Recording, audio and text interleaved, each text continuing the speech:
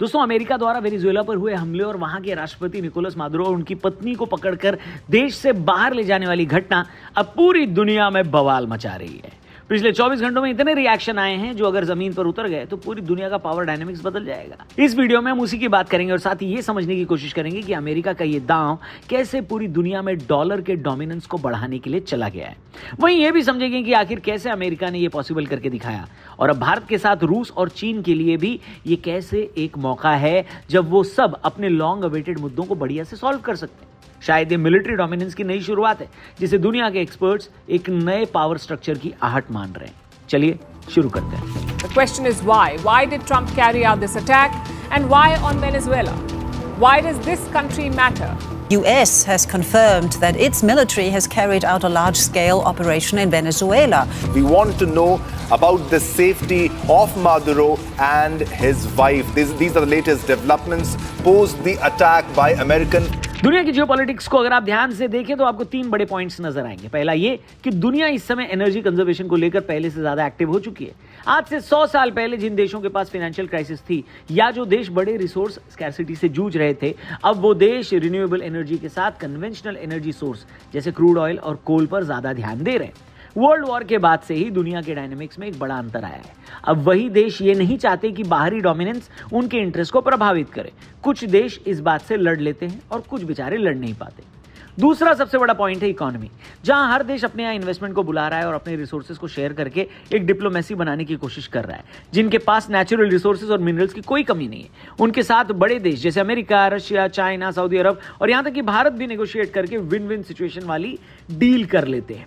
जिनके पास रिसोर्सेज नहीं होते या कम होते हैं, उन्हें किसी बड़े देश पर निर्भर रहना पड़ता है। इस मामले में अमेरिका और चीन के बीच में पिछले 20 सालों से जो लड़ाई चल रही है, वही आज की दुनिया के पावर डायनेमिक्स में नजर आती है, जहां चीन अपने तरफ के देशों और अमेरिका अपने इन्फ्लुएंस वाले देशों को हथियार बनाकर एक दूसरे के खिलाफ इस्तेमाल कर रहे हैं। इसमें सबसे बड़ा लालच इकोनॉमी को बेहतर करने का ही दिया जाता है, जो अल्टीमेटली उस देश के स्ट्रक्चर में घुसकर उसे पंगु बना देने पर खत्म होता है। तीसरा सबसे बड़ा पॉइंट है पावर। जिन देशों के पास ज्यादा पावर है, वही देश दुनिया के पावर स्ट्रक्चर में टॉप पर बैठे हैं। अब ये बात सिर्फ मिलिट्री स्ट्रेंथ पर नहीं रुकती, बल्कि इकोनॉमी और जियोपॉलिटिकल लेवल पर भी उतरती है। किस देश की सॉफ्ट पावर ज्यादा ताकतवर है, जो दुनिया के नैरेटिव को कंट्रोल करती है? किस देश की मीडिया ज्यादा पावरफुल है, जो पूरी दुनिया में अपनी झूठी बात को साबित कर सकता है? कमजोर देश चिल्लाते रह जाए लेकिन दुनिया उनकी आवाज ही नहीं सुनती। दुनिया में उन्हीं देशों की बातों को सुना जाता है जो देश इन ऑलरेडी एस्टैब्लिश्ड देशों के साथ मिलकर अपने पावर डायनेमिक्स को बेहतर बनाने के लिए उनके पिछलग्गू बने हुए हैं। अब एग्जाम्पल के लिए भिखारी पाकिस्तान को ही ले लो, जिनके दो बाप हैं, एक एशिया में बैठा है, एक यूरोप में बैठा है। बस इन्हीं तीनों पॉइंट्स पर आज की दुनिया चल रही है। अच्छा, इससे पहले कि हम लोग इस टॉपिक पर और भी डिटेल में बात करें, 15 तारीख फरवरी का महीना महाशिवरात्रि का महापर्व मनाया जाएगा। आदि योगी की बड़ी प्रतिमा के सामने लाखों महादेव के भक्त आने वाले हैं। पिछली बार भी हम सब ने मिलकर कंट्रीब्यूट किया था, इस बार भी हम सबके पास मौका है। वहां जो महाअन्नदानम का महाप्रसाद बनता है उसमें कंट्रीब्यूट करें और उन भक्तों को जो प्रसाद दिया जाएगा उसमें हम अपनी तरफ से भी हेल्प करें। डिस्क्रिप्शन में पिन कमेंट में लिंक दिया है, जितने भी भक्तों को आप महाप्रसाद ग्रहण करवाना चाहते हैं डिस्क्रिप्शन में लिंक दिया है, उसके हिसाब से आप जरूर डोनेट करिएगा और अपने दोस्तों से भी कहिएगा कि वो भी कंट्रीब्यूट जरूर करें। Thank you. हर हर महादेव। आगे बढ़ते हैं। तो दोस्तों, ऊपर एक कहानी जो मैंने आपको सुनाई वो इसलिए सुनाई क्योंकि वेनेजुएला में इन्हीं तीनों पॉइंट्स को लेकर मुद्दा बना हुआ है। वेनेजुएला सिर्फ एक सबसे बड़ा ऑयल और मिनरल रिजर्व वाला देश ही नहीं, बल्कि वो अमेरिका के दुश्मन देशों के साथ एक अलाई बनाकर काम भी कर रहा है। रूस और चीन का भारी इन्वेस्टमेंट वेनेजुएला में था। चीन ने अपने कितने ही रास्ते वेनेजुएला में बना रखे थे जिसके जरिए वो क्रूड ऑयल को अपने देश में ले जाता था।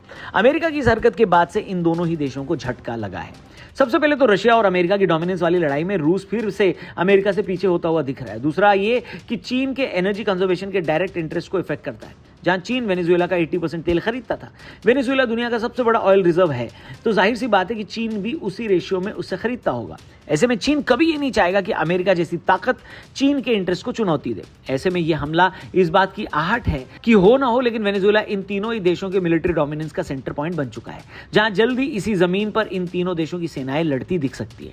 हाँ, ये एक सच्चाई है कि आज की दुनिया में कोई अपने देश के लोगों को कहीं लड़ने भेजेगा नहीं, लेकिन जब स्टेक पर इतनी चीजें हो तो हो सकता है कि हम ऐसा देख भी लें। अभी सही बात है कि इस लड़ाई के अंदर वेनेजुएला की आम जनता भी मारी जाएगी, लेकिन फर्क किसको पड़ता है? अमेरिका को अगर फर्क पड़ता तो वो इतने निर्दोष लोगों को अपने धमाके से मारता ही नहीं। चीन के लिए वो बस एक जमीन का टुकड़ा है जहां से उसके लिए क्रूड ऑयल आता है, उसे बस वो जमीन चाहिए। वही रूस के लिए वो एक डोमिनेंस की लड़ाई से ज्यादा कुछ है नहीं। यही दुनिया की सच्चाई है दोस्तों, और इसी के अंदर मैं, आप और बाकी लोग जीते हैं। दोस्तों, अमेरिका को वेनेजुएला के विशाल क्रूड ऑयल रिजर्व से डॉलर को मजबूत करने का मौका मिलता है। दरअसल पिछले कुछ सालों में दुनिया के बाकी देशों ने अमेरिका से अलग हटकर अपनी एक ऑल्टरनेटिव ग्रुप्स बनाए हैं। इसके बावजूद जब डील पर आती थी तो ग्लोबल करेंसी तो डॉलर ही थी। अब अमेरिका को डर है कि ग्लोबल ऑयल ट्रेड डॉलर से हटकर ऑप्शनल पेमेंट सिस्टम जैसे चीन का CIPS, ब्रिक्स पेमेंट सिस्टम या क्रिप्टो की ओर न चला जाए। इससे पेट्रो डॉलर का संकट और ऑप्शनल सिस्टम पर खतरा बढ़ेगा। पेट्रो डॉलर सिस्टम में तेल डॉलर में बिकता है, जो अमेरिका की ग्लोबल ट्रेड का 80% से ज्यादा हिस्सा डॉलर से चलाने देता है। यही बात यहां अमेरिका को अनलिमिटेड डॉलर छापने और इंटरेस्ट के बिना खरीदारी करने की ताकत भी देता है, क्योंकि भाई अमेरिकन डॉलर तो अमेरिका ही छाप रहा है ना मेरे भाई। लेकिन वेनेजुएला में पहले चावेज और बाद में मादुरो युग में तेल को चीनी युआन, रूसी रूबल या पेट्रो और क्रिप्टो में बेचना शुरू कर दिया था। ये डॉलर की मांग घटाता है और ब्रिक्स जैसे देशों को CIPS और चीन द्वारा दिए अमेरिकन स्विफ्ट सिस्टम का ऑल्टरनेटिव है या एमब्रिज जैसे सिस्टम को ये बढ़ावा देता है। अमेरिका को डर है कि अगर वेनेजुएला का तेल नॉन डॉलर ट्रेड बढ़ाएगा तो जल्दी सऊदी अरब जैसे बाकी देश भी उसको फॉलो कर सकते हैं, क्योंकि भाई साहब हर देश को इस वजह से डॉलर में अपना फॉरेन रिजर्व बनाए रखने की मजबूती होगी, जिससे डॉलर का रिजर्व करेंसी बने रहने का ऑप्शन खतरे में पड़ जाएगा। अब अमेरिका की स्ट्रैटेजी इस रिजर्व को कंट्रोल कर डॉलर की सत्ता को बचाए रखने की है। सबसे पहले तो आप ये जान लीजिए कि सिर्फ 71 से 75 अरब बैरल के क्रूड ऑयल भंडार वाला देश अमेरिका दुनिया को अपना तेल 57 बैरल से 58 बैरल में बेचता है। वहीं दुनिया का सबसे बड़ा ऑयल रिजर्व वाला देश, जिसके पास 303 अरब बैरल का तेल भंडार है, जो दुनिया को सिर्फ 40 से 50 प्रति बैरल पर अपना तेल बेचता है। जी हाँ, बात यहां पर वेनेजुएला की हो रही है। अब जब वेनेजुएला के ऑयल रिजर्व पर अमेरिका का फुल कंट्रोल आएगा तो जाहिर सी बात है अमेरिकन पेट्रो डॉलर और मजबूत होगा। उसका ये डर भी खत्म हो जाएगा कि दुनिया अगर डॉलर का अल्टरनेट पेमेंट लाती भी है तो भाई साहब तेल तो सबको चाहिए होगा ना। वहीं दुनिया को ये अमेरिका से खरीदना पड़ेगा और अमेरिका मनमाने तरीके से दुनिया के तेल बाजार को रेगुलेट कर सकता है। सिंपल। ऐसे में रूस, चीन और भारत जैसे देशों को भी अमेरिकन शर्तों पर डील करनी पड़ेगी। वेनेजुएला का तेल अमेरिका के लिए न केवल एनर्जी है बल्कि डॉलर डोमिनेशन की ढाल भी है, जो अल्टरनेट सिस्टम के बढ़ते हुए खतरे को कम करता है। अब दोस्तों, दुनिया के बड़े बड़े देशों ने इस घटना के बाद क्या सीख ली है? वो ये कि अगर आपको अपने मुद्दे सुलझाने हैं तो हर चीज डिप्लोमेसी से नहीं होती, कुछ चीजें मिलिट्री पावर से भी हम पा सकते हैं। अब अमेरिका के ऐसा करने के बाद से रूस को भी यूक्रेन पर हमले को जारी रखने की लेजिटिमेसी मिल जाती है, क्योंकि जब अमेरिका अपने इंटरेस्ट के लिए किसी देश पर बमबारी कर सकता है तो रूस भी करेगा। ऐसे ही चाइना भी ताइवान को अपने यहां मिलाने की तैयारी शुरू कर चुका है। उसने अपने अलाई देशों से वन चाइना पॉलिसी पर साइन भी करवा लिया है। ये सीधा ताइवान की तरफ बढ़ते उसके कदम की आहट है, जो चीन को अपना देश मानता ही नहीं है। चाइना भी अपनी मिलिट्री पावर से ताइवान को अपने अंडर करने की पूरी कोशिश करेगा। अब भारत भी ऐसा करने के लिए फ्री है। हमारे लिए तो दोनों तरफ से सिक्योरिटी कंसर्न है, और वो भी जेन्युइन कंसर्न है भाई साहब। पाकिस्तान से आतंकवाद और बांग्लादेश से घुसपैठिए सीधे हमारे देश पर हमले कर रहे हैं। देश में आतंकी हमला होने का खतरा अब बांग्लादेश की तरफ से ज्यादा है। ऐसे में भारत भी अपनी मिलिट्री से इन दोनों देशों का मुकाबला कर सकता है। कर क्या सकता है, हमने किया हुआ है। लेकिन ये सारी लड़ाइयां हमारी शर्तों पर होनी चाहिए। भारत जिन मुद्दों को लेकर फंसा हुआ है उसके दोनों ही अगल बगल के देश अमेरिका के अलाइ हैं। एक खुले तौर पर तो एक सिस्टमैटिक तरीके से प्रो अमेरिकन लॉबी बन चुके हैं ये दोनों देश। पाकिस्तान का फील्ड मार्शल सीधे भारत में अगला हमला करने की तैयारी में लगा हुआ है।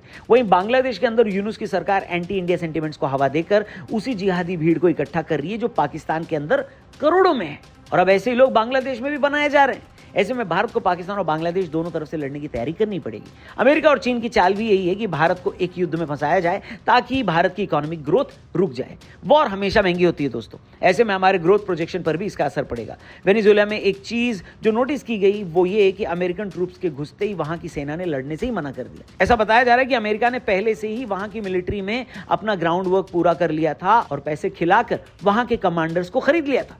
अमेरिका जिस एक चीज से डरता है वो है बॉडी बैग्स। अगर किसी लड़ाई में उसके सैनिक मारे जाते हैं तो वो ऐसी लड़ाई तब तक नहीं लड़ेगा जब तक कि वो उसका ग्राउंड तैयार नहीं कर लेता। वेनेजुएला में भी अमेरिका ने यही किया। ऐसे में भारत भी इन दोनों देशों में अपने ग्राउंड वर्क को मजबूत करना चाहेगा।